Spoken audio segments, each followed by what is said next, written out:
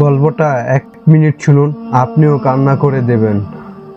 রাতে মায়ের হাতে রান্না করা খাবার খুব মজা করে খেয়ে রাত 10টায় ঘুমিয়ে গেলাম। সকাল গেলেও ঘুম থেকে উঠলাম না।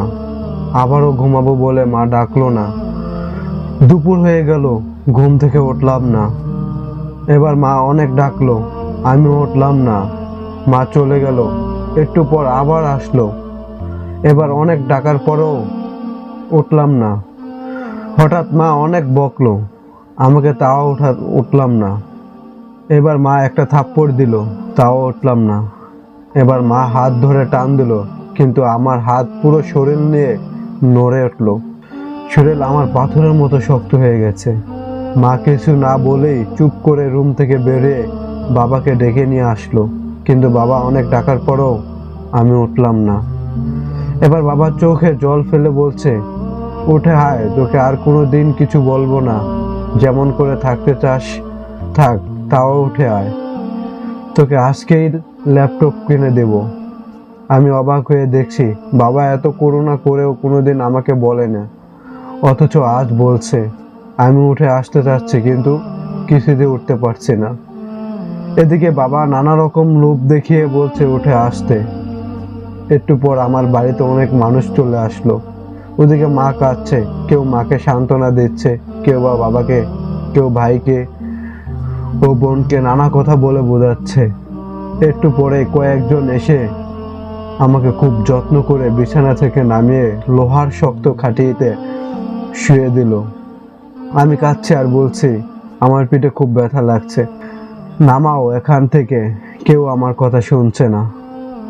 একটু পর ওই মানুষগুলো গরম পানি নিয়ে এসে আমার শরীরে কিছুটা পানি ঢেলে দিল। ইস, আমার শরীর পুড়ে গেল বলে চিৎকার করছি, কেউ কথা শুনছে না। আমাকে পরম যত্নে গরম পানি দিয়ে খুব সুন্দর করে ডলে ডলে ধুচ্ছে। আমি কাঁদছি আর বলছি, আমাকে আর গরম পানি দিও না, শরীর পুড়ে যাচ্ছে আমার, আর ডলা দিও না, খুব ব্যথা লাগছে। কেউ শুনলো না। অনেক সময় নিয়ে গোসল করে আমাকে শরীর ভালো করে মুছে নিয়ে আসলো আমার বসার জায়গাতে। আমি খুব খুশি হলাম, ভাবলাম আমাকে এবার এখানে বসাবে, কিন্তু ওরা আমাকে না বসিয়ে কাঠের শক্ত একটা খাটে শুয়ে দিল। একটা চাদর নিচে দিলে না। একটু পরে মা বোন আরেক কয়েকজন মিলে আমাকে একটা সাদা কাপড় পরালো। অনেক আদর করে আমার মুখে হাত বুলাচ্ছে আর কাঁদছে। এত আদর কোনোদিন করেনি মা আমাকে। আমি অনেক করে বললাম কান্না থামাতে, কিন্তু কিছুতেই কান্না থামাচ্ছে না। আমি এতে করে বলছি কেঁদো না মা, কিন্তু কিছুতেই শুনছে না আমার কথা। একটু পর কয়েকজন এসে আমার পা আর মাথা বেঁধে দিল। কত বললাম একটু খুলে দাও বাঁধন, কেউ শুনলো না। মাকে সরিয়ে দিয়ে আমাকে নিয়ে যেতে লাগলো। মা কিছুতেই নিতে দিচ্ছে না আমাকে। ভাই বোন সব চুপ হয়ে কাঁদছে আর কিছুই বলছে না।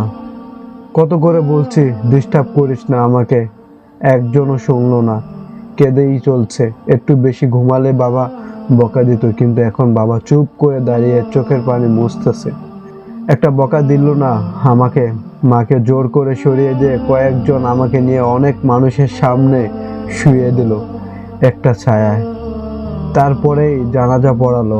আমার জানাজা শেষে নিয়ে গেল আমার একটু দূরে একটা মাটির গর্ত করে রাখছে। বাবা আর ভাই দুইজন মিলে মাটির গর্তে নেমে আমাকে কোলে তুলে নিয়ে ওই ছোট মাটির গর্তে শুয়ে দিল। একটা বালিশ চাদর কিছুই দিল না, একটা লাইটও দিল না। আমার পা আর মাথার কাছে বাঁধনগুলো খুলে দিয়ে আমার উপর খুব তাড়াহুড়া করে কিছু কাঁচা বাঁশ দিয়ে ঢেকে দিল। তারপর আরো কি দিল আমি কিছুই দেখতে পারছি না। যতই সময় যাচ্ছে মাটির গর্ত অন্ধকার হয়ে যাচ্ছে। আমি চিৎকার করে আর বলছি, এখন থেকে আমাকে বের করো, আমার খুব ভয় করছে, কিছুই দেখতে পারছি না। একটু পরে আমার উপর মাটি চাপা দিয়ে সবাই চলে যাচ্ছে। আমি ডাকছি আর বলছি, আমাকে একা রেখে যেও না। কেউ শুনলো না। স্বার্থপরের মতো সবাই চলে গেল। কি ভাবছেন মৃত্যুবরণ করবেন না? আরে এত রং তামাশা বাকি আছে।